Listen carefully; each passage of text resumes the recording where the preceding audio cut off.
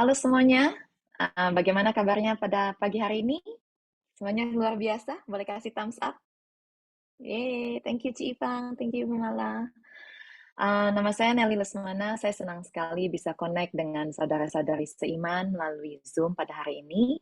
Dan sebelum saya mulai, saya ingin mengucapkan banyak terima kasih kepada Citati dan juga Life Center karena telah memberikan kesempatan untuk sharing di Women's Talk pada hari ini.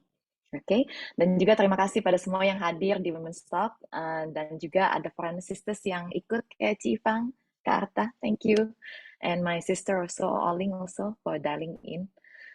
Terima kasih untuk meluangkan waktunya ya pada pagi hari ini. Sebenarnya saya biasanya tuh MC atau penerjemah, jadi Victor boleh dikasih slide yang first time itu.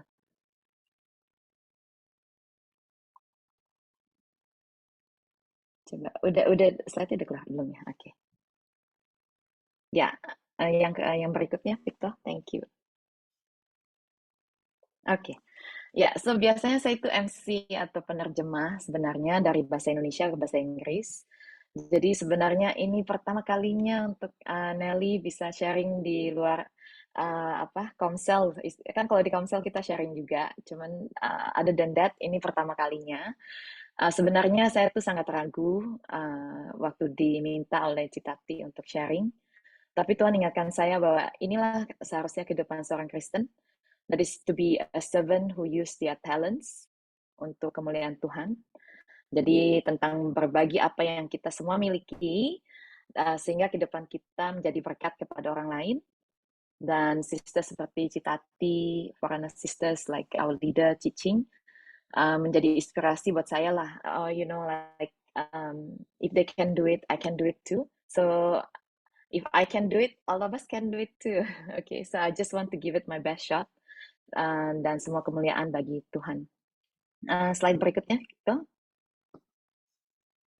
Oke, ini keluarga saya. Saya telah menikah selama 14 tahun. My son is Julius. Julius itu 10 tahun. Dan putri saya Jenna, dia 7 tahun.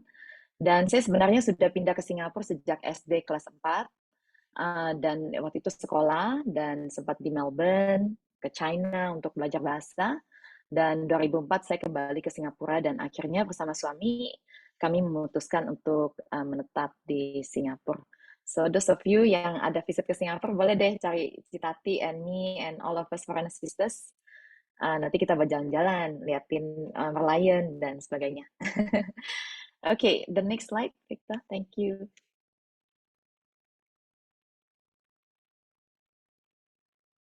Okay.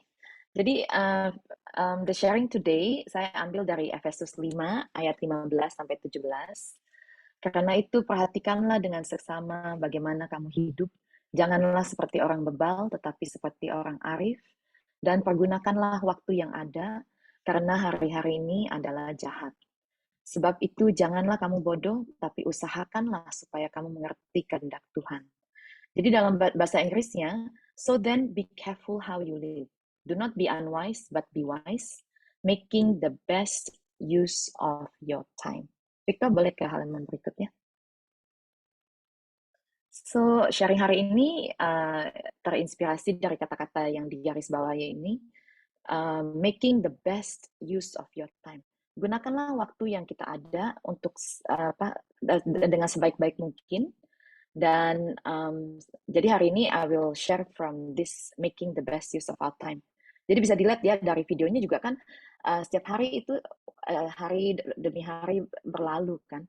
So how do we use this time? Bagaimana kita menggunakan waktu kita dengan sebaik mungkin? Jadi pertama-tama di slide berikut, Victor. Thank you. Saya ingin bicara tentang best. Ini kayak bahasa Inggris lesson ya, English lesson.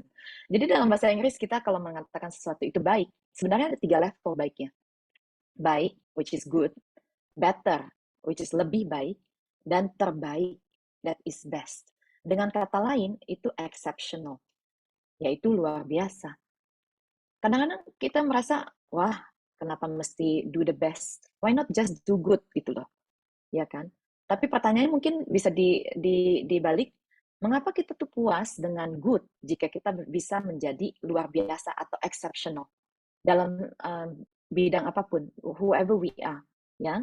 So next slide, Victor. Jadi yang sekarang sedang ngetren ya if you see the media, there is this hashtag quiet quitting. Terjemahan dalam bahasa Indonesia itu berarti berhenti diam-diam. Apa itu quiet quitting? Jadi seorang employee yang kerja di suatu perusahaan, dia melakukan apa yang minimal dari pekerjaan dia dan tidak menghabiskan lebih banyak waktu atau tenaga atau antusiasme yang daripada yang benar-benar diperlukan. Jadi kita coba introspeksi diri ya dalam pekerjaan, kalau yang bekerja, yang dalam keluarga kita, dalam hubungan kita dengan Tuhan, dalam hubungan kita dengan suami atau dengan anak-anak kita, dan waktu kita. Are we quiet quitting? Apakah kita sedang melakukan ini? Ngapain berusaha, why do I need to do my best? Semuanya as long as I'm good. Nggak perlu deh yang lain gitu loh. Jadi saya benar-benar belajar banyak dari Foreigner Singapore. Saya salah satu sisters yang aktif di Foreigner Singapore. Dan melalui para sisters like our mentor Ibu Tati and Cicing ya as our leader and all the sisters, I see that kita tuh semua selalu belajar untuk menjadi versi diri kita yang terbaik, the best version of ourselves. Why? Why do we have to do that? Kenapa? I like how in the women's camp, we have a wise woman camp yang akan kita adakan nanti akhir bulan Oktober. One of the things they say, wives submit to your husband. Kenapa? When speakernya itu cuma mengatakan satu hal, karena firman Tuhan berkata demikian. Bukan karena suami kita itu layak untuk dihormati, layak untuk kita submit gitu. Tapi karena firman Tuhan berkata demikian. Jadi hari ini di slide juga akan dilihat banyak sekali di firman Tuhan mengatakan we shouldn't do quiet quitting gitu. Karena di Matius 5 ayat 48, tadi ada ya slide-nya ya. Matius 5 ayat 48 mengatakan Bapamu di surga mengasihi semua orang dengan sempurna, perfect. It's not even just good, it's perfect. Kalau 3 ayat 23, pekerjaan apa saja yang dibagikan kepada kamu, hendaklah kita mengerjakannya dengan sepenuh hati. Jadi the word is heartily, dengan sepenuh hati, the whole heart. Seolah-olah yang kita layani itu bukan manusia, tapi itu Tuhan sendiri. Amsal 31 ayat 10, bagi semua istri yang di sini. Istri yang cakap, in English, the excellent wife is difficult to be found. Dia itu lebih berharga daripada intan berlian. So God don't even use a good wife. Tuhan tidak menggunakan kata good wife, tapi excellent. Ya. Dan Filipi 4 ayat 8. Akhirnya saudara-saudara, isilah pikiranmu dengan hal-hal yang bernilai, yang patut dipuji, yaitu hal-hal yang benar, yang terhormat, yang adil, yang murni, yang manis, dan yang baik. So I pull out the words ya, saya mengambil kata-kata yang di semua kata-kata ini, perfect, heartily, excellent, honorable, admirable. Berarti kalau kita lihat tadi scale yang good sampai best itu, masa kita puas dengan good kalau kita bisa jadi excellent? Yeah, so the first thing that we see when we say best use, do you think that by flipping your phone, looking at social media yang ya entertainment boleh lah ya, tapi we limit the time ya kan. Apakah itu the best use of your time? Ya, oke. Ada next slide. Oke, mari kita lihat ini sebentar.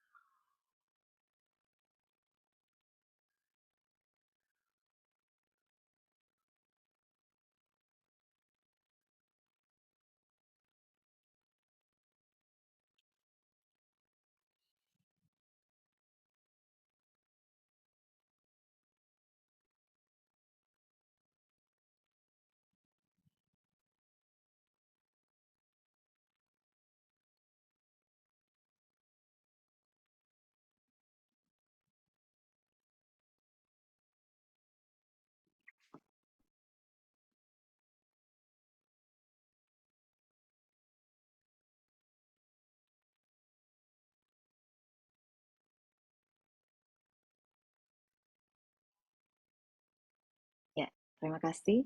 Victor, boleh ke slide yang berikut? Sorry, sisters. Sebenarnya tadi itu really I'm just using 1 minute of your time.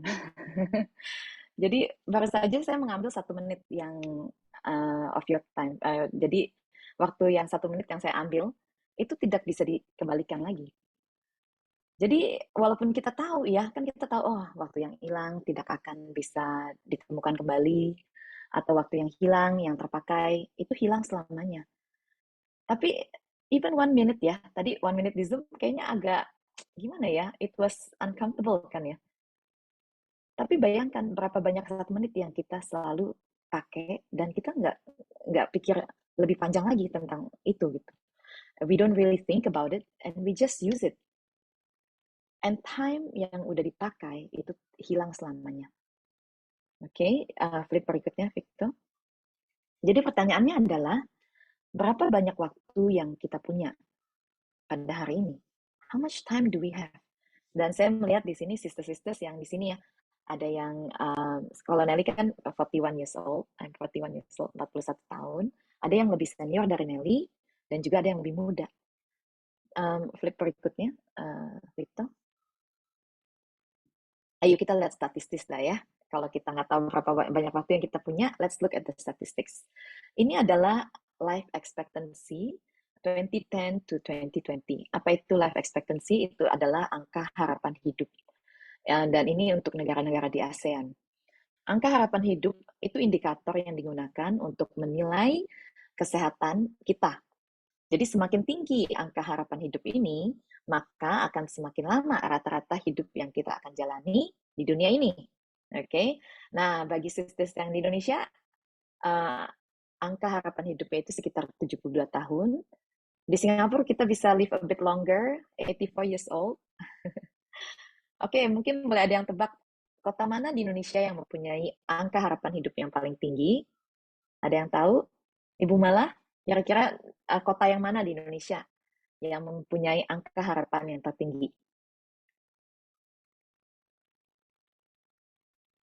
Yang mana ya? Jakarta, Surabaya?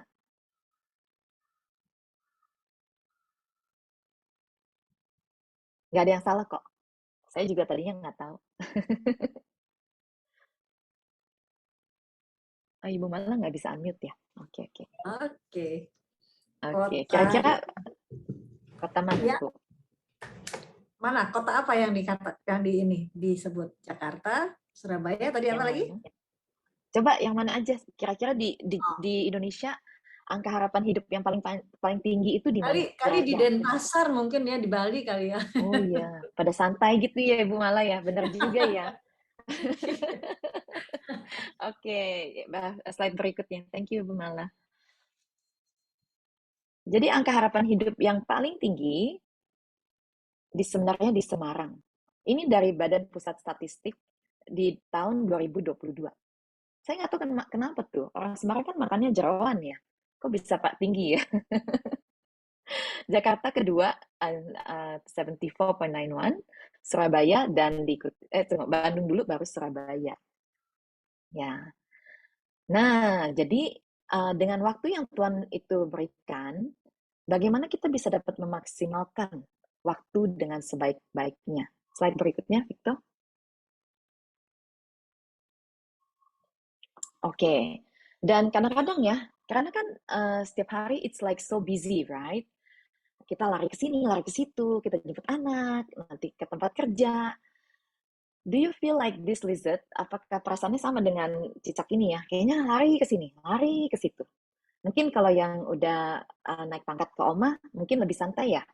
Tapi kalau kita yang jadi mami, I feel like aku tuh selalu kayak pergi kantor, nanti jemput anak gitu ya.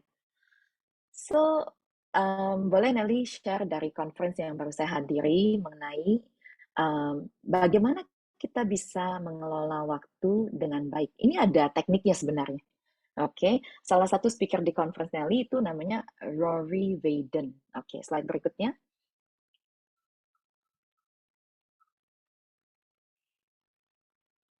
Oke, jadi Rory Vaden ini, you can scan the QR code juga. Dia itu pakar global, so he's a global expert. tentang disiplin diri dan juga untuk meningkatkan produktivitas kita dalam sehari-hari. Dan waktu ditanya, Mr. Rory, what is your priority in life? Apa prioritas Pak Rory di hidupan? Then he said, Tuhan. Then I was like, wow, dia ini juga anak Tuhan ya. Dan kalau boleh masuk ke websitenya ya, banyak tentang pidatonya yang motivasi. Dia tuh mulai dengan firman Tuhan. Waktu ditanya tentang sukses, dia juga mulai dengan firman Tuhan, bahwa Tuhan tuh mempunyai rencana yang terbaik dalam kehidupan dia. Nah, salah satu talknya itu tentang focus funnel.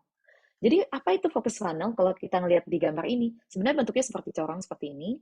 Yang di atas itu semua tugas-tugas yang kita perlu lakukan. Ya, yang itu masuk di atas tuh. Nah, sekali masuk dari atas, terus dievaluasi dari step pertama, eliminate, yaitu hapuskan atau hilangkan. Kedua, otomasi, automation, right? Ketiga, delegate, delegasi. Dan akhirnya, tugas yang kita harus tetap lakukan, jadi lebih sedikit kan? Karena dari atas, semua tugas itu seperti dikikis sedikit demi sedikit, akhirnya benar-benar tugas yang kita kerjakan itu benar-benar yang kita perlu kerjakan. Jadi fokus funnel itu suatu proses berpikir, langkah demi langkah, dan ini terus dilatih dalam pikiran kita. Nantinya secara tidak sadar, proses ini selalu terjadi dalam pikiran kita. Karena kalau kita cuma belajar, kita nggak aplikasi, it's not good, right? So when I learned this, I just realized so much more. My life can be more effective. Jadi kehidupan saya itu bisa lebih efektif kalau proses ini selalu saya adakan dalam kehidupan saya. Nah, proses ini akan mengevaluasi cara kita menghabiskan waktu kita. Dan dengan cara begini, kita boleh menggunakan waktu kita dengan sebaik-baiknya mungkin. Dan sungguh pasti dong ya hasilnya akan luar biasa. Oke, mari kita lihat step by step ya, langkah demi langkah secara lebih detail gitu. Oke, langkah pertama. Oke, the first step is eliminate, hapus atau hilangkan. Mungkin kita boleh bertanya begini, apakah saya mesti melakukan tugas ini? Bisa nggak sih saya hilangin? Perlu nggak sih saya lakukan tugas ini?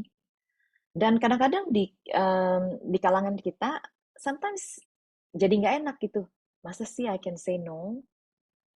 And actually it's okay to say no. Karena apapun yang kita katakan tidak pada hari ini, menciptakan lebih banyak waktu untuk kita besok. Oke? Jadi tantangannya itu secara emosional, kita kadang-kadang bergumul, aduh kayaknya waktu kita say no, merasa bersalah. Iya kan? Tapi kita tahu ya, Roma 8 ayat 28 mengatakan bahwa kita tahu sekarang bahwa Allah turut bekerja dalam segala sesuatu. Bukan kita sendiri loh. It's not just you. It's not just me. But God is working together with us. Dan itu sesuai dengan rencana Allah. Jadi kita tahu ya, when we say no to something, it's fine because kita tahu rencana Tuhan itu jauh lebih baik. Dan saya yakin, even when you say no, you also pray about it, gitu loh. Doa dulu juga tentang itu. Jadi, what are the things we can eliminate? Kadang-kadang kalau kita foreign sisters dan juga sisters ya, kita juga banyak nih, ada lunch, ada dinner, ada ini, ada itu ya. Dan kadang-kadang kita terbawa juga suasana, then we want to say yes to all that. Then you question yourself, what are your priorities? Apa prioritas kita? Is it along with your priorities? Apakah itu mengikuti aluran prioritas yang kita sudah tetapkan gitu? Ya, so that is the first step. Banyak tugas sebenarnya kita bisa hilangkan. Oke, yang kedua, Victor, berikutnya, automate. Can the task be automated? Apakah tugas ini itu bisa diotomasi? Apakah kita bisa membuat sebuah proses untuk membuat tugas yang kita lakukan itu menjadi otomatis? Jadi contoh yang gampang, as a mom, saya kan ada Julius, ada Jenna tuh. Salah satunya tugas kita kan untuk ini ya, spelling, things ya. Nanti kita tulisin, suruh dia latihan. Nanti setelah latihan kita diktein. Udah diktein, suruh dia latihan lagi. Nah, kalau yang ini Nelly udah buat sebuah proses, yaitu Kalau spelling, Nelly tuh suruh mereka tuh tulis latihan sendiri. Jadi catat kata-kata yang mesti mereka apa ada di sini spelling dan latihan sendiri 3 kali. Setelah itu saya dikte. Yang salah di latihan 3 kali lagi. Besok pagi sebelum berangkat sekolah dilihat aja gitu. So this become automated for my kids. Jadi Nelly udah nggak usah tuh dudukin, ayo belajar belajar gitu ya. Itu kan salah satu yang sangat mengambil waktu kita ya. Nah, dan ini juga memberi otonomi ke anak itu sendiri dan dia mengambil suatu tanggung jawab untuk pekerjaan dia sendiri juga sih, ya. Jadi tanpa disuruh anak saya jadi otomatis, "Mami, tomorrow is my spelling." "Oke, okay, you know what to do?" Dan dia bilang, "Iya ya, saya tahu, Mami." Jadi ini jadi otomatis dan selain itu juga gadget time limits ya. Kan kadang-kadang kalau kita jadi orang tua, salah satunya kan anak kita suka tuh Pak lihat handphone, kita juga suka kan. So kita juga menjadi contoh ya. Dan satu lagi yang Nelly implement itu, oke, waktu mereka mulai gadget time limits, mereka mesti set timer dengan Google. Hey Google, set a timer for 30 minutes, 30 menit. Nah, nanti kalau menitannya udah berbunyi, mereka bisa sendiri matiin dan sendiri off the timer gitu. Apakah masih banyak yang bisa kita automate? Kalau boleh ke slide berikutnya. Apalagi kalau anak kita ya, apakah anak-anak bisa diotomasi gitu ya? Kan ini kan salah satu tugas kita sebagai mom ya. Oke, next slide. Oke, I use a lot of timetables. Ini jadwalnya Jena sih, persis jadwal dia ya. Jadi sekali pulang itu makan, makan, belajar. Habis belajar you have your free time gitu loh. Nah, setelah itu exercise. Karena apapun yang kita mau lakukan, kalau ada timetable pasti jalannya lebih lancar. Jadi dengan memakai jadwal, anak saya itu otomatis dengan jam-jam segini mereka akan melakukan tugas yang mereka lakukan. Yang di atasnya itu sebenarnya sekolah punya timetable. Jadi kadang-kadang untuk timetable buat anak-anak, it's easier to start with what they have. Jadi kita mulai dengan, ini di sekolah kan juga ada timetable tuh. Jadi di rumah juga ada timetable ya. Jadi mereka bisa lebih ikut. Jadi untuk mami-mami mungkin bisa, you can consider this ya. Jadi langkah ketiga itu delegate. Ya, berikutnya. Nah, can I delegate this task? Ya kan? Bisa nggak sih orang lain yang lakukan tugas ini? Can I teach someone else to do this? Ya kan? Sebenarnya dulu tuh salah satu yang membuat saya sangat sibuk itu ke supermarket, ke pasar, ke toko daging. Saya dari sini, lari ke situ, ya kayak cicak tadi lah, pokoknya belinya di tempat-tempat gitu. Jadi delegate to my helper, ke pembantu saya gitu loh. Ataupun kalau kita masak kan, kalau buat ibu-ibu yang masak ya, kalau kita sendiri potong-potong semua, actually sebenarnya kita sudah lakukan ini kalau yang bagi yang ada pembantu ya. Jadi kalau kita masak kan udah siap semua kan ya, bawangnya dan sebagainya, kan udah didelegasi. Nah sama aplikasikan pekerjaan ini di semua tugas yang kita ada gitu. Nah dalam pekerjaan Nelly salah satunya saya mesti kirim kartu ulang tahun ke klien saya. Jadi proses ini saya delegasi ke saudara saya yang ada bisnis kartu printing. Nah, dia happy dong karena dia ada bisnis sedikit lah kecil-kecil dari saya gitu. Dan saya juga senang karena jadi hemat waktu. Delegasinya tuh sampai to the extent that saya cuma perlu buka, lihat, udah oke, udah langsung kirim gitu.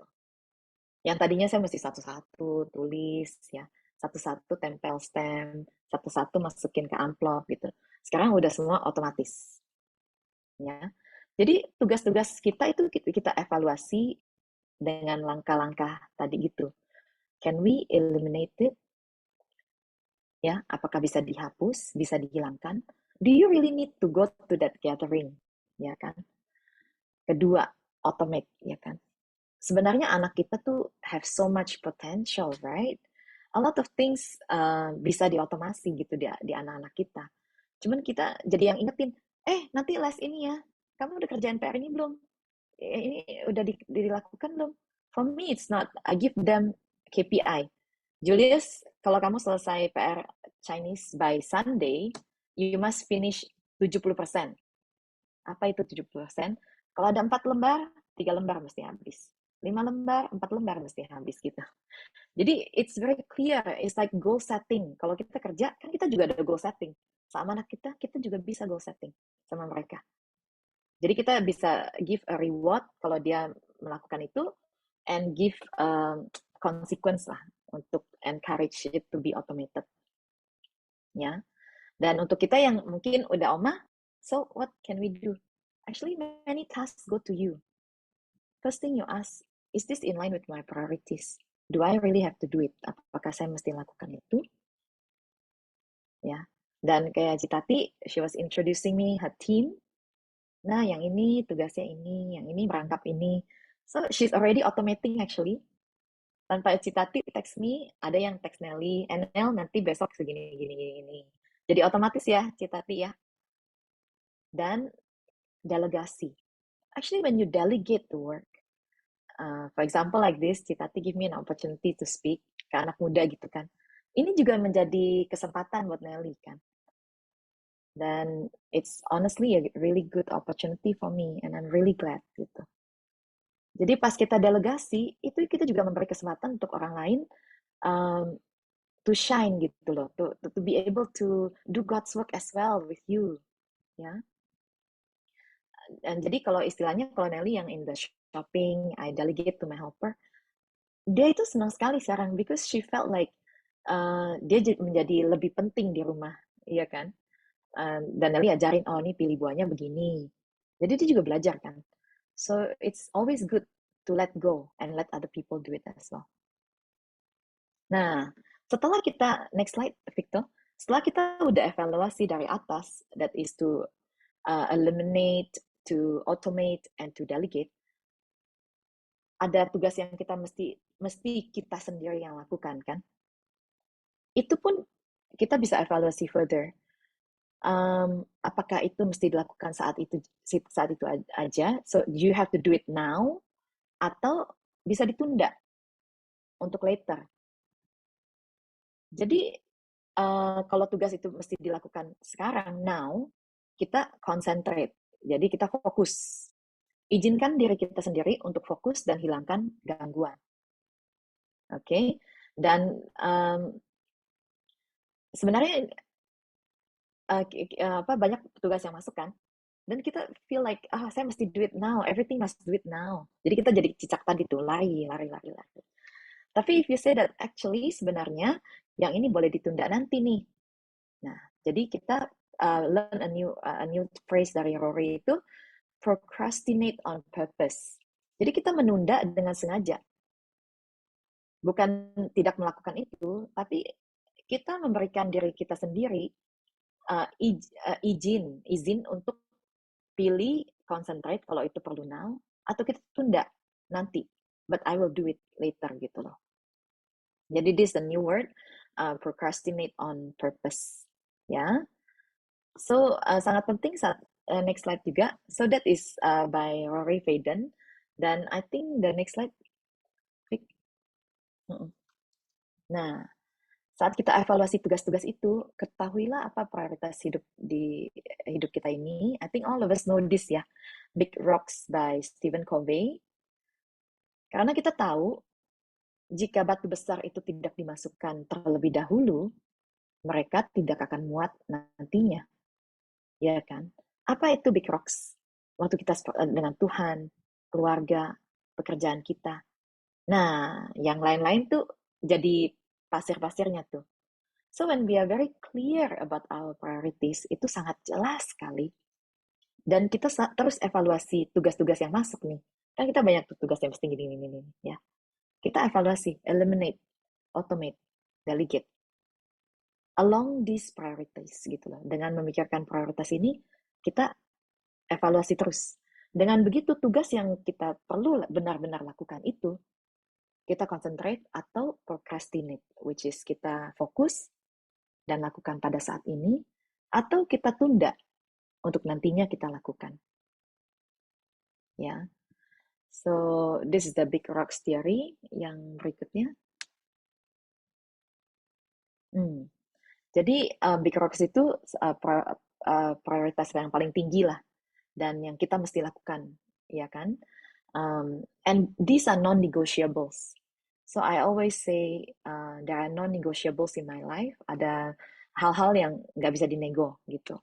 Seperti waktu kita dengan Tuhan, waktu kita dengan keluarga, itu prioritas kita. Sebagai, like for me as a woman, as a wife, as a mom. Ya. Jadi mungkin tugas kita beda-beda. So what are your big rocks? Start thinking about it, right? Lalu apa yang little rocks gitu? Apa yang penting? Kayak project ini untuk speak in the women's talk is also quite important to me, so I know and I masukin juga gitu loh as a rock in my week gitu ya. Karena ini I would think that God has a purpose in everything, jadi saya obey aja. Oke, dan the next slide.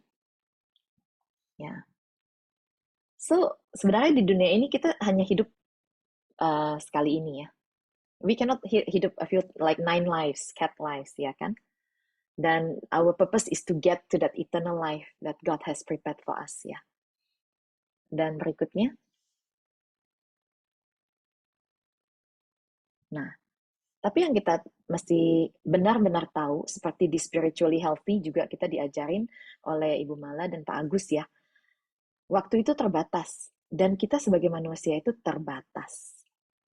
Jadi janganlah merasa kita superwoman yang bisa melakukan semuanya. We are not. Oke? Okay? Kalau kita hidup tanpa batas, pasti capek deh. Dan di Spiritually Healthy yang dibahas oleh Ibu Mala dan Pak Agus tentang how sang penulis itu dia melayani Tuhan, speaking di beberapa conference gitu terus-terusan, dan sepertinya at the end of it, setelah melayani Tuhan, dia merasa begitu kosong dan begitu capek gitu. Dan ketahuilah kita itu semua terbatas, dan termasuk waktu itu salah satu yang terbatas. Dan berikutnya, and ultimately kita tahu kan seperti apa yang dituliskan di Alkitab. Banyak phrases yang menuliskan bahwa Tuhan telah memberikan kita semua hal yang berkaitan dengan kehidupan dan kesalehan and godliness. We already have all we need gitu loh. Slide berikutnya. Jadi bagaimana kita dapat menggunakan waktu yang kita ada dengan sebaik-baiknya. Jadi kita bisa shine for God, shine in our family, be the best woman, best mom, best employee in your company, best in whatever role that you're in gitu loh. Ya. Then this is the last slide. Ya. Because sebenarnya time management itu is really life management.